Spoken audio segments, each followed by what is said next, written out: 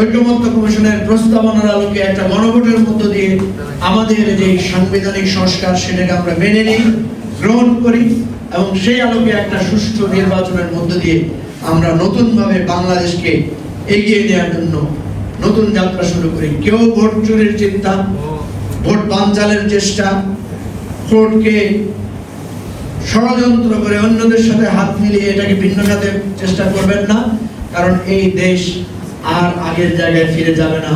নতুনরা রক্ত দিতে শিখে গেছে, নতুনরা একটা গুলি করলে আরেকটা দাঁড়িয়ে যেতে শিখে গেছে, নতুনরা বলেছে তোমাদের যদি আরো যত পানি লাগে, রক্ত লাগে, আমরা এই পানি এবং রক্তের বিনিময়ে নতুন বাংলাদেশ গড়ব।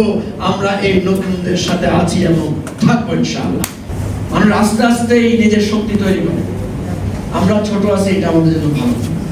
যারা বড় আছে ওরা আস্তে আস্তে ছোট হয়ে যাবে, এটাই শেষ। আর কত বড় হবে? আওয়ামী লীগ এত বড় দল, এখন ছোট হয়ে গেছে, ক্ষমতা চলে গেছে। আমাদের ক্ষমতা যাওয়ার, চলে যাওয়ার কোনো ভয় নেই। আমাদের ক্ষমতা তৈরি করার কি আছে? সম্ভাবনা আছে। ক্ষমতা আপনা আপনি তৈরি হয় না, ক্ষমতাকে তৈরি করতে হয়। সুতরাং আমি আপনাদেরকে বলবো, প্রিয় ভাই ও বোনেরা, আগামী দিন আমাদের দিন ইনশাআল্লাহ। আগামী দিন আমাদের স্বপ্নের দিন, আগামী দিন বাংলাদেশকে নতুন করে তৈরি করার দিন।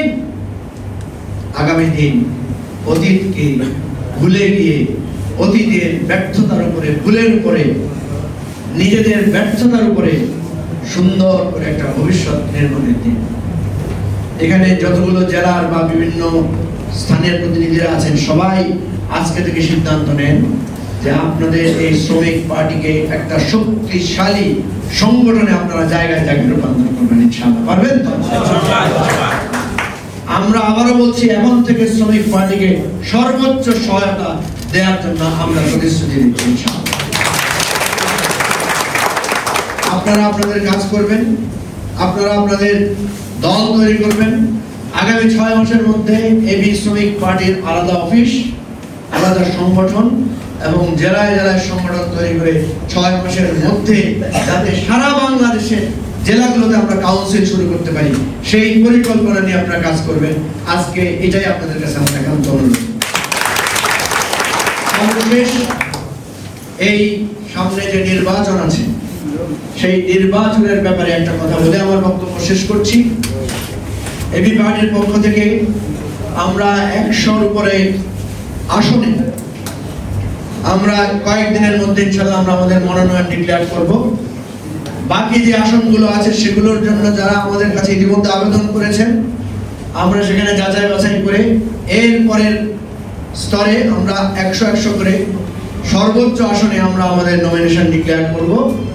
এবং আমরা আবারও বলছি যে এই সংঘাতের রাজনীতি বাদ দিয়ে আগামী ফেব্রুয়ারির যে নির্বাচন আছে, সবাই সেই নির্বাচনের জন্য প্রস্তুতি নেন।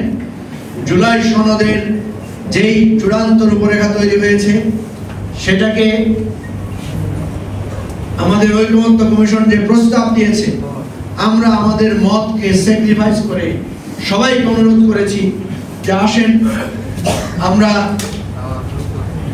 ঐক্যমত্য কমিশনের প্রস্তাবনার আলোকে একটা গণভোটের মধ্য দিয়ে আমাদের যে সাংবিধানিক সংস্কার সেটাকে আমরা মেনে নিই, গ্রহণ করি এবং সেই আলোকে একটা সুষ্ঠু নির্বাচনের মধ্য দিয়ে আমরা নতুনভাবে বাংলাদেশকে এগিয়ে নেওয়ার জন্য নতুন যাত্রা শুরু করি। কেউ ভোট চুরির চিন্তা, ভোট বানচালের চেষ্টা, ভোটকে ষড়যন্ত্র করে অন্যদের সাথে হাত মিলিয়ে এটাকে ভিন্ন খাতে চেষ্টা করবেন না, কারণ এই দেশ আর আগের জায়গায় ফিরে যাবে না। নতুনরা রক্ত দিতে শিখে গেছে, নতুনরা একটা গুলি করলে আরেকটা দাঁড়িয়ে যেতে শিখে গেছে, নতুনরা বলেছে তোমাদের যদি আরো যত পানি লাগে, রক্ত লাগে, আমরা এই পানি এবং রক্তের বিনিময়ে নতুন বাংলাদেশ গড়ব। আমরা এই নতুনদের সাথে আছি এবং থাকবো ইনশাআল্লাহ।